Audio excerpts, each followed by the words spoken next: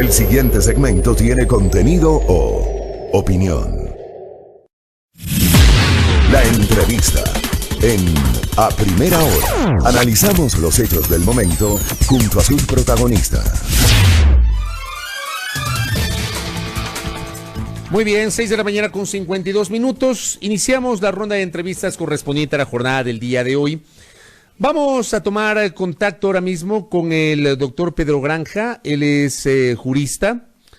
Tiene la gentileza de atendernos de esta mañana. Ejerce la Secretaría de la Federación de Abogados del Ecuador.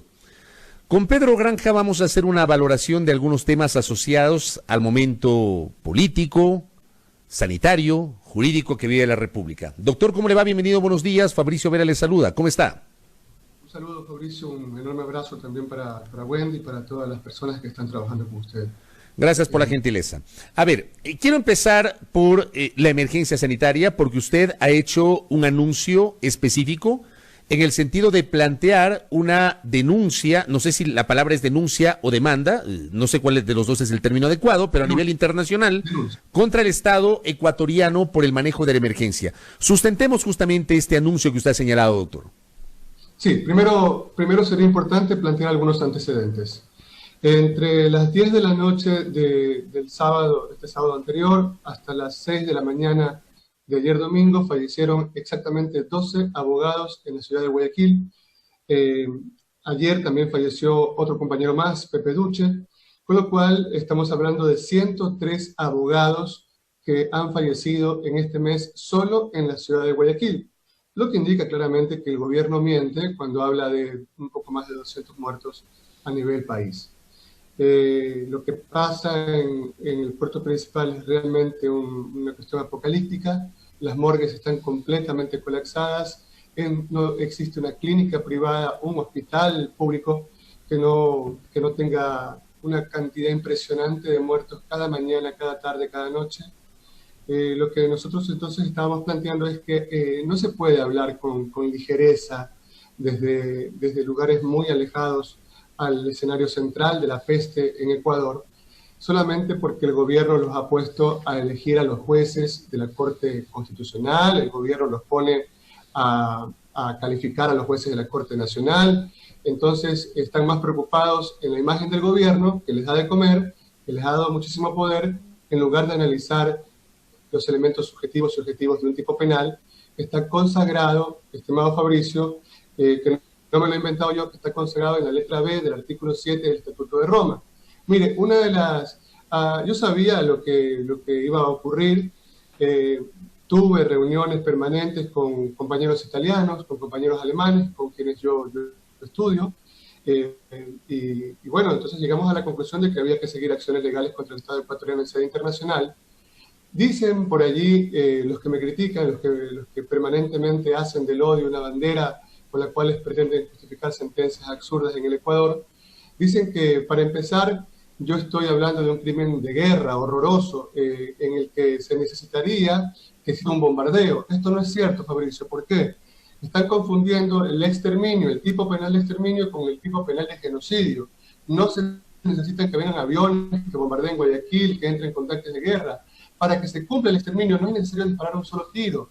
Y les ruego, por favor, revise el antecedente histórico del Holodomor ucraniano, donde Rusia, donde la Unión Soviética no disparó un solo proyectil y, sin embargo, entre 1932 y 1934 mató de hambre a más de 3 millones de personas porque les impidió el acceso a alimentos y el acceso a un sistema sanitario. Doctor, permítame interrumpirle, ¿cuál es la concepción exacta del delito de exterminio, por favor? Sí, cómo no. La letra B del artículo 7 del Estatuto de Roma nos dice que cuando un grupo de poder, sea civil, sea militar, le impide deliberadamente el acceso a otro grupo poblacional de alimentos, de medicinas y de acceso al sistema sanitario que ponga en grave peligro su existencia. Ojo, no hablen ni siquiera de muertes, que ponga en grave peligro la existencia de un grupo mayoritario en forma deliberada. Eso es delito de exterminio. Ahora bien, se ha dicho que yo tenía que haber agotado la vía previa, la vía interna, y están olvidando que dentro de las mismas reglas que se explica para presentar una denuncia ante un fiscal de la Corte Penal Internacional, dice allí claramente que cuando en el Estado al que se está denunciando se pueda probar que no existe una independencia de funciones entre el Poder Ejecutivo y el Poder Judicial, evidentemente no procede el agotamiento de la vía previa. Mire, es una denuncia de más de 330 páginas, donde además estamos explicando la actuación de la fiscal Diana Salazar en el caso de Papers, en el que no hizo absolutamente nada. Por ejemplo, en el caso de Iván Granda, en el que no hablan de autoridad mediata, ni siquiera el secretario anticorrupción, allí no hay autoridad mediata, ¿no es cierto? Y una serie de casos más en los que están involucrados personajes del gobierno, como por ejemplo mi denuncia contra María Paula Romo por el uso del helicóptero, junto con el marido, con el novio, con el cónyuge, no sé qué será. Pero más allá de todo eso, eso está claramente explicado, de que aquí en el Ecuador no existe la más mínima esperanza de que la Fiscalía, de que el Consejo de la Judicatura, de que la Corte Nacional van a actuar con un mínimo de imparcialidad cuando se trate de denuncias que involucran a los amigos del gobierno. Entonces, pero vamos un poquito más adelante. Solamente permíteme un segundo. Sí, por favor. Mire, en su aspecto subjetivo, esto me lo van a entender fundamentalmente quienes me interesan, que son los estudiantes de Derecho, que de todo el país me invitan permanentemente a conferencias de diversas asociaciones de escuelas de universidades de todo el Ecuador. Porque yo puedo ser un hombre pobre, pero no soy un pobre hombre que se vende por 4 lentejas al gobierno de turno. Critiqué duramente Correa y critico duramente el gobierno de Lenín Moreno, y no quiero ser el que elija a los jueces de la Corte Constitucional, ni quiero ser el que califica a los jueces de la Corte Nacional. En su aspecto subjetivo, el tipo penal, no se exige que una conducta sea dolosa o imprudente. Para que exista una conducta típica es preciso además que esa conducta típica se realice en el tipo objetivo. Y el tipo objetivo no se compone únicamente de relación de causalidad, allí donde hilvana acción y resultado, sino que además, si esa causalidad concurre en el sentido de la teoría de la condición, hay que preguntarse ulteriormente si la lesión al bien jurídico ha sido causada o no por el imputado. Mire, yo le pregunto lo siguiente: no faltan los ridículos, aquellos payasos, cuya función en la vida es hablar payasadas, que dicen, a ver, lo que pasa es que Richard Martínez no cometió ningún delito, Lenín Moreno no cometió ningún delito de exterminio. ¿Por qué Pedro Granja no denuncia también a Estados Unidos, a Trump, a España, a Italia? Mire, para empezar, en Italia hay queridísimos amigos italianos que están denunciando al gobierno italiano, y en España también, por homicidio imprudente. Lo cual no es el caso del Ecuador, porque ni Estados Unidos, ni El Salvador, ni Argentina, ni España, ni Brasil han pagado deuda externa. Ese es el pequeñísimo detalle. Yo quisiera preguntarle a usted, si usted cree que Richard Martínez habría tenido en su empresa privada una deuda de 325 millones de dólares, ¿usted cree que habría utilizado los 325 millones de dólares que eran su único activo en este momento de apocalipsis, de crisis sanitaria global, y habría quebrado su empresa? No lo habría hecho. Pero sin embargo sí tomó el único activo que teníamos. Por eso estamos ahora extendiendo la mano por todos lados para pedir que nos regalen 2 ambulancias, que nos regalen 4 aspirinas, y después tomarnos fotos para hacernos los grandes, el Superman, el que salva a la gente más débil de este país. No lo habría hecho. Por consiguiente, el Estado ecuatoriano tenía el deber, pequeño detalle, mi querido Fabricio, de ser garante ¿de qué cosa? ¿De qué bien jurídico? Del bien jurídico salud pública. En el contexto en el que pagan la deuda externa, cuando ponen por delante el pago de la deuda, el bienestar de los tenedores, en lugar de la salud pública, evidentemente están cometiendo el delito de exterminio. Y ahí, por ejemplo...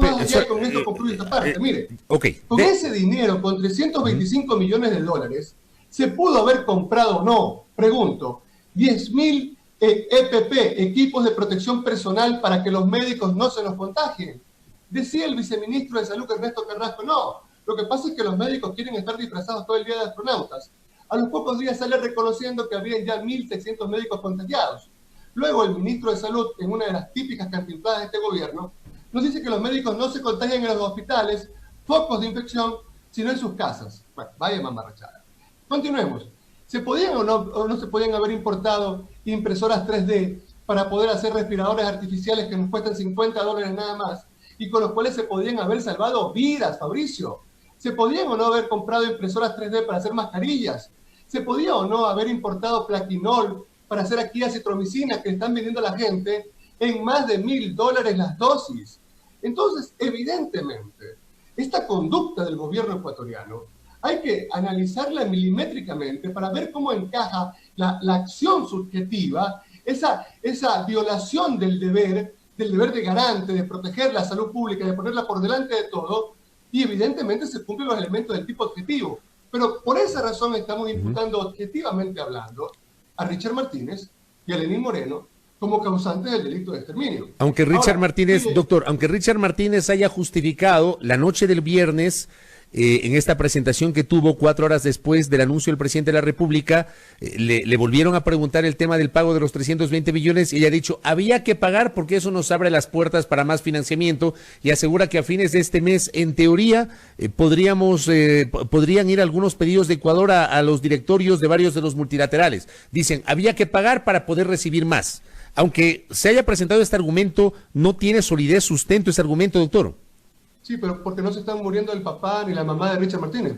Ellos están bien escondidos en sus mansiones. Ellos tienen unas bodegas en las que mandan a comprar los jardineros y las tienen totalmente llenas de comida. Los que se están muriendo acá son mis tíos. Los que se están muriendo acá son mis amigos. Los que se están muriendo acá son la gente más pobre de Guayaquil. No hay un solo hogar guayaquileño donde no se estén llorando muertos. Entonces yo no puedo esperar hasta fin de mes cuando se van a morir por lo menos 1.000 guayaquileños más.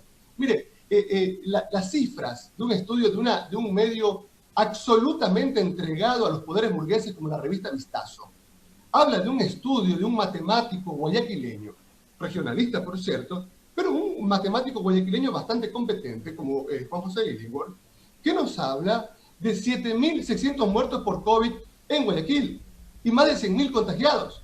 Y los últimos estudios, yo estoy permanentemente actualizado, porque yo tengo una relación con Italia, donde tengo toda mi familia, donde he estudiado, donde he vivido. Los últimos estudios italianos nos demuestran que no se trataría de un COVID con un R0 ni con un R1. El R0 es la capacidad, la variable que utilizamos para ver en qué capacidad está un agente contagiado de contagiar a otras personas. Estamos hablando de que una sola persona contagiada puede contagiar tranquilamente a 7 más. Entonces, si usted habla en Guayaquil, de más de 100.000 contagiados, la cifra hasta fin de mes va a ser realmente de terror.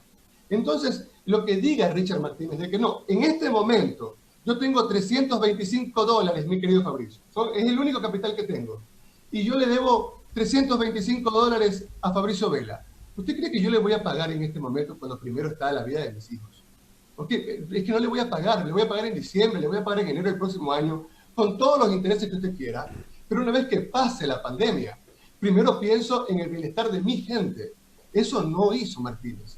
Nos tienen con el permanente pretexto, con el permanente cuento, de que ya mismo llega la plata, de que ya mismo llega nuevo endeudamiento, que vamos a terminar pagando todos. Pero es en este momento en el que necesitamos esa inversión para salvar vidas. Yo no le estoy hablando de cuadernos, de panes, ni de zapatillas. Yo le estoy hablando de vidas, de personas que han perdido todo y que en el colmo, en este momento, no pueden encontrar ni siquiera los cadáveres de sus seres queridos. Eso le han hecho a Guayaquil. El gobierno ecuatoriano es responsable de este delito de exterminio. Y estamos hablando de una denuncia de más de 330 páginas que va a provocar, estimado Fabricio, que el fiscal de la Corte Penal Internacional le pida al Ecuador información y le diga, a ver, yo no sé nada, ustedes pueden odiar a Pedro Granja y a la Federación Nacional de Abogados, todo lo que ustedes quieran, pero aquí hay una denuncia gravísima y yo quiero que ustedes me respondan y que me digan quiénes son los tenedores de los bonos 2020, entre otras cosas. Entonces allí se va a empezar a ver un debate muy interesante, Fabricio, en el que el Estado ecuatoriano, por un lado, va a tener frente a frente a representantes de la sociedad civil por primera vez como sus legítimos contradictores, lo cual nos va a permitir, dentro de pocas semanas, que todo el mundo civilizado, que la academia jurídica a nivel internacional empiece a analizar lo que está ocurriendo en Ecuador y lo que están cometiendo, que, repito, es a todas luces un delito de exterminio. ¿Ante qué organismo se presenta? De poder económico que le impide a la gente de Guayaquil, quién sabe por qué odios, por qué razones, acceder a alimentos, al sistema de salud, y los está condenando a morir en forma macabra y por muchedumbres. Correcto. Doctor, para ir cerrando este tema, ¿ante qué organismo se presenta esta denuncia? Y dadas las condiciones sanitarias mundiales, ¿cuándo se podría presentar o cómo es el procedimiento para presentar? Bueno, nosotros ya hemos presentado la denuncia junto con el doctor Alfonso Luyunes, el presidente de la Federación Nacional de Abogados del Ecuador, y más de 150 abogados que han firmado la denuncia. en estos momentos el fiscal de la Corte Penal Internacional se contactó con nosotros hace 72 horas y nos está pidiendo que sumemos a la denuncia relatos de personas que en Guayaquil hayan perdido familiares en los últimos días, y eso es lo que estamos haciendo, Fabricio. Yo quiero invitar a todas las personas que en mi ciudad, que en mi provincia, hayan perdido a la mamá, al papá, al hermano, al hijo, para que nos hagan llegar sus denuncias. Tengo en este momento más de 300 mensajes de personas que me envían registros fotográficos, que me envían relatos realmente que son de llorar, que realmente le rompen el alma, y los estamos sumando en la denuncia. Así es que nosotros esperamos que en un plazo máximo de 15 días ya el fiscal de la Corte Penal Internacional llame al Estado ecuatoriano a dar una respuesta a esto, y evidentemente el juicio va a ser bastante largo, pero algo habría que hacer, y evidentemente no era una denuncia ante Diana Salazar, que no va a hacer absolutamente nada. Correcto. Doctor, me quedan pocos minutos, pero no quiero dejar de preguntarle su visión sobre la sentencia de la semana anterior en el caso Sobornos 2012-2016. Si bien es cierto, usted no es parte procesal, pero como jurista debe estar al tanto sobre el tema. ¿Cómo asume esta sentencia, doctor? Con muchísimas carcajadas, junto con otros amigos míos, junto con otros colegas. Hemos hecho varias reuniones, ahora no podemos estar juntos físicamente, pero por Zoom, por Skype, para reírnos de todo esto. Mire, en su intento de darle algo de cientificidad a ese disparate de la autoría mediata por aparatos organizados de poder que se trataron de inventar, no terminan sino diciendo solamente cuestiones que son ocurrencias, ¿no? Que solamente puede provocar risas. Dice uno de los famosos asesores de Salazar, no sé, uno de los que está atrás de todo esto, que él ha sido alumno de Roxin. Esto es imposible porque Roxin se retiró en el verano de 1920 como profesor de la Universidad de Múnich, después de venir desde 1973 de Gotinga.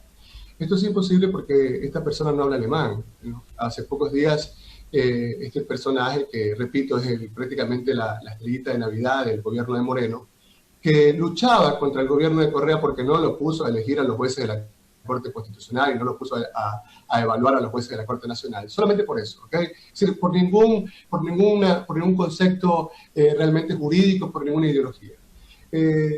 Decía que Jacobs y que Roxin, al que por cierto le escribe muy mal, eran eméritos jubilados y que por esa razón no valían sus conceptos. No, mire, es súper interesante la teoría de la autoridad mediata por aparatos realizados de poder, pero es extendida la opinión de que esta queda excluida en la actuación plenamente responsable del ejecutor.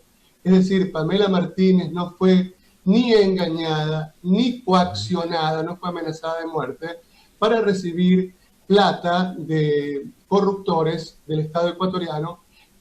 Por consiguiente, cuando no existe esto, y se lo voy a explicar, el único criterio confiable para distinguir entre autoría y participación es el principio de responsabilidad. La realización responsable y dolosa del hecho penal por parte del subordinado lo coloca entre la orden y el resultado delictivo, de tal forma que impide la autoría del supuesto que ordena. El poder de dominio real, entonces, sería, como criterio ficticio y en definitiva, tan incomprensible como muy criticado a ánimos autores. Es decir, primer error en este tema. Se ha hablado permanentemente de que han respetado el debido proceso. ¿Cómo? Con una perito que es licenciada en Ciencias de la Educación, pero no tiene ninguna credencial en criminalística, con una perito que termina subiendo memes de una cuenta de Twitter de un anónimo que abiertamente demuestra su animadversión contra el principal imputado, de una perito que después dice que teme por la vida de sus familiares porque el principal imputado ella cree que le puede hacer daño. Evidentemente aquí su peritaje no tiene ningún valor científico. Luego, Eugenio Raúl Zaffaroni, no Pedro Granja, Zaffaroni, nos afirma que la teoría roxiniana es una construcción complicada, ya que el dominio del hecho sería una cuestión de hecho que debería precisarse en cada caso concreto. Es decir, Fabricio, agarran el principio de legalidad y lo estiran cuando les conviene y lo reducen cuando no les conviene. Luego, primero la fiscal Diana Salazar acusó por el delito de concusión y no por el delito de cohecho. Y lo hacía evidentemente porque en el delito de concusión los cohechadores, el extraneus, el que corrompe, sería una víctima y no un victimario. Le explico rapidísimo, si me da un segundo. Por favor. Mire, en el cohecho, por ejemplo, yo, policía metropolitano, llego al local de Fabricio Vela donde está vendiendo empanadas afuera de su casa. Usted no tiene otra forma de poderle dar de comer a sus hijos si no es vendiendo empanadas. Y yo llego y le digo, Fabricio Vela, tú todas las semanas me vas a dar $20 porque de lo contrario me llevo todo tu negocio y te dejo sin comer. Y usted obligado me entrega los $20. Usted está siendo coaccionado por mí y no recibe ningún beneficio. Y yo me aprovecho de mi estatus de funcionario público para quitarle dinero. Pero eso es concusión. Pero en el cohecho, el extraneus, el que corrompe, entrega dinero para después beneficiarse con la adjudicación de obras públicas. ¿Por qué no ha imputado Diana Salazar a José Santos Conceizao de Odebrecht? Es el caso Odebrecht, pero no hay nadie de Odebrecht imputado. Es el caso Sinohydro, pero no hay nadie de Sinohydro imputado. Esto es abiertamente absurdo, esto es abiertamente ridículo. Entonces, la famosa fungibilidad de los ejecutores no indica tampoco que su aporte no haya sido necesario. Se advierte incluso sobre los riesgos de devaluar la intervención de ejecutores directos como Pamela Martínez. ¿Cómo es posible que si Cristian Viteri está diciendo que la plata la recibían por saquillos, en el local del Colegio de Abogados del Guayas no esté preso el presidente del Colegio de Abogados del Guayas, Jimmy Salazar? Explíquele. Esposo de Pamela Martínez. Abogada Diana Salazar. Jimmy Salazar, ahora, esposo de Pamela Martínez. Exactamente. Pero es que es imposible. Pero si está diciendo Cristian Viteri y está diciendo Pamela Martínez que ellos recibían estas sumas de dinero y que lo hacían sin estar obligados por nadie. Porque la autoría inmediata se puede dar.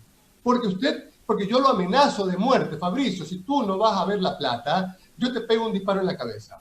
Porque yo lo engaño, Fabricio, anda a ver ese dinero que es una deuda de una tía que me está pagando ahora. ¿Ok? Y yo te voy a dar ahí una comisión. O porque hay un aparato organizado de poder, pero ese aparato organizado de poder debe estar al margen de la legalidad, Fabricio. ¿Por qué? Porque Roxin inventó esa teoría para perseguir a los causantes del exterminio judío, es decir, a los jerarcas de la organización criminal de los nazis. Eso se utiliza cuando se habla de que esa organización de poder debe estar al margen de legalidad. Estamos hablando de un cartel de la droga, o estamos hablando de un gobierno como el de Fujimori, que absolutamente había roto todos los diques contentivos de un Estado de Derecho, lo cual en el gobierno de Correa, en el que abiertamente había excesos, no se podía llegar a la conclusión de que era una dictadura. Entonces, mire, ni el amor ni el odio, mi querido Fabricio, son categorías dogmáticas. No es que yo odio a Correa, es que Correa me cae mal, es que Correa era comunista y por esa razón es culpable de autoría mediata por aparato organizado de poder en el caso de sobornos. Esto es absurdo. Y finalmente, mire, esto es para morirse de risa.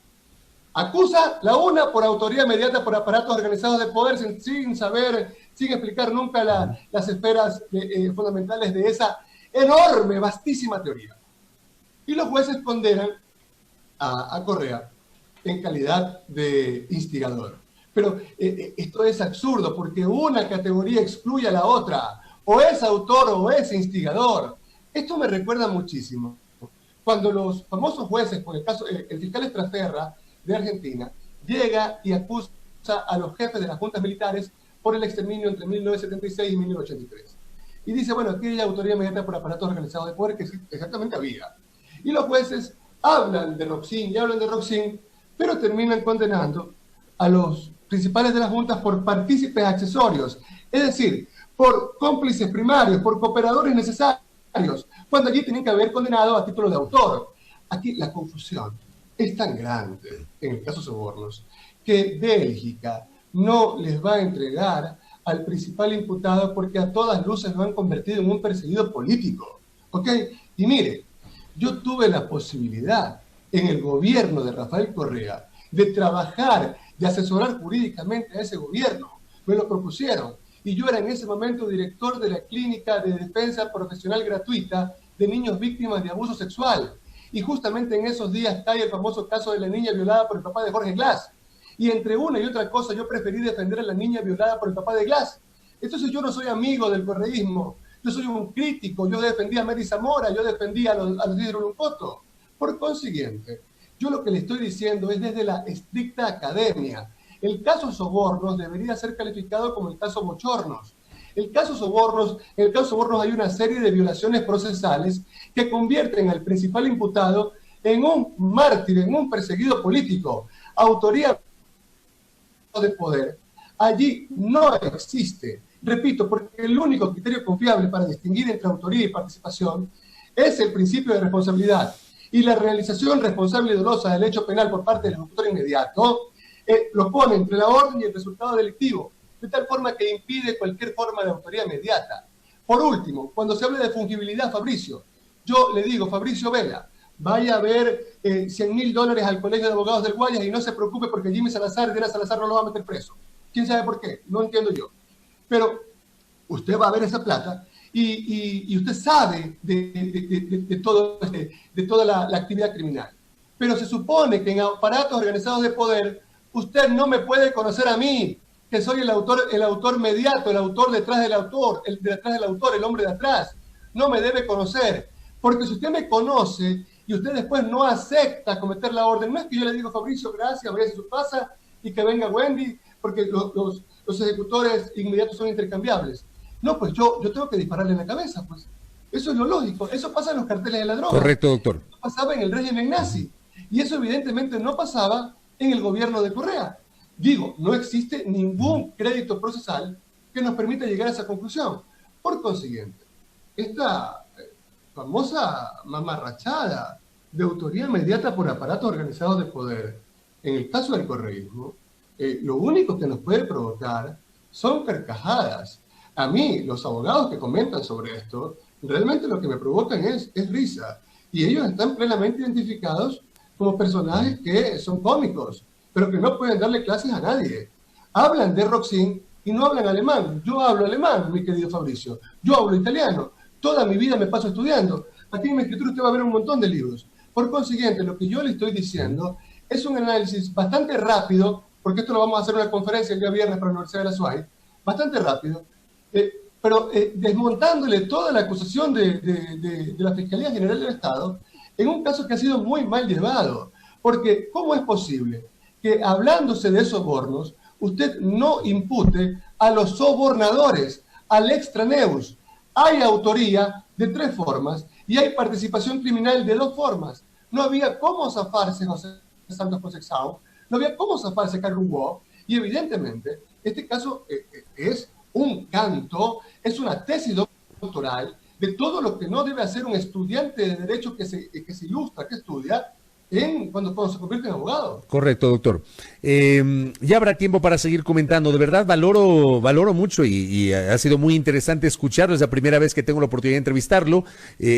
Ha sido muy enriquecedor conocer su criterio sobre este tema y también sobre la denuncia que usted ha planteado. Seguramente nos volveremos a contactar, doctor Pedro Granja. En honor al tiempo debo cerrar la entrevista y le agradezco mucho por habernos atendido. Buenos días. Muchísimas gracias. Un buen día. Gracias. Pedro Granja, jurista, secretario de la Federación Nacional de Abogados, conversando aquí en A Primera Hora sobre esta presentación de una denuncia de exterminio contra el Estado ecuatoriano, así como también su visión crítica en torno a la sentencia del caso Sobornos 2012-2016. Para el debate público, 7:20 en A Primera Hora.